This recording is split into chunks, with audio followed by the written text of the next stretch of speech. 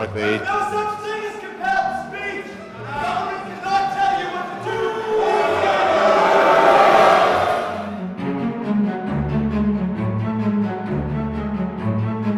The universities are an absolute wreck, right now, because for decades, any graduate student in the humanities who had independent thinking, was driven out. There was no way to survive without memorizing all of these stupid bromides with this reverential bowing to these overinflated figures like Lacan, Derrida, Foucault. You need to get out. No, I don't.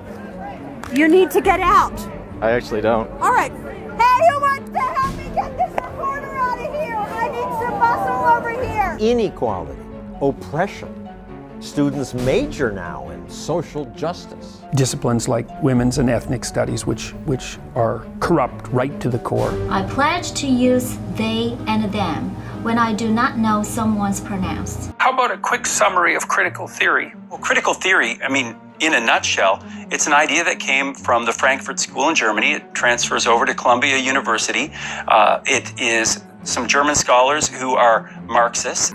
It used to be the case that at universities, you were teaching a recognized subject with a recognized curriculum, and you were carrying out research or scholarship in the humanities, which was open-minded, guided by the pursuit of truth, and not dismayed, particularly if it came to surprising or unorthodox conclusions. And what they are saying is that Marxism as an economic unit or as an economic philosophy really doesn't work. It doesn't transfer very well. But let's change it over to a social theory. And it's a theory of oppressor and oppressed. And it's very bifurcated. You are either one or the other. And if you are the oppressed, you're good. And if you're the oppressor, you're bad. And it's as simple as that. There's no nuance. Basically, it's been a tyranny in the humanities because the professors who are now my age, who are the baby boom professors who made their careers on the back of Foucault and so on, are determined that survived. What I remember was violently resisting, all of us, in different ways, the idea that the university could be in loco parentis, as it wanted to call it. So the university would play the role of your parents. And if you had a beef against another student of any kind, it was considered kind of babyish to want to go to the dean the entire time and complain about your feelings. Look me in my face, first of all. You want free dialogue? You want free speech? This is how it works. Someone speaks, you listen. You do not cut them off. You do not do these condescending gestures. You do not smirk. You look them in the face and you wait. You wait.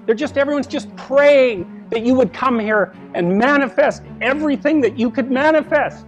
And that's what you should be doing instead of waving placards and complaining about how you're oppressed, for God's sake. You see these Yale students complaining about their oppression. It just leaves me aghast.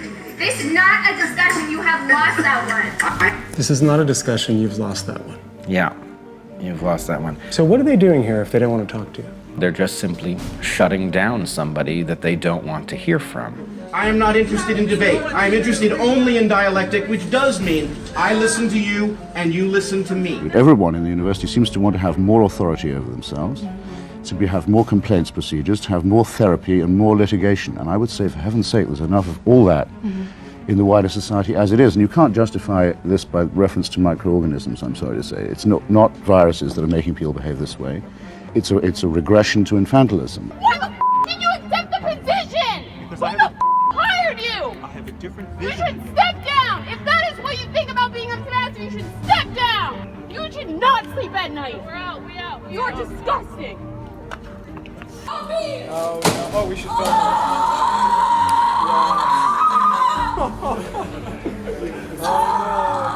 Slash his throat! Every Republican! Suck my balls! Say that one more time. Slash Republican throats! Slash fascist throats! Death to fashion! That being articulated and educated in the highest possible manner there's nothing that's better for you and for society. And why have the universities forgotten this? Well, that's postmodern neo-Marxism for you, then the philosophy of intense resentment and oppression and group identity, and God, it's just pathetic.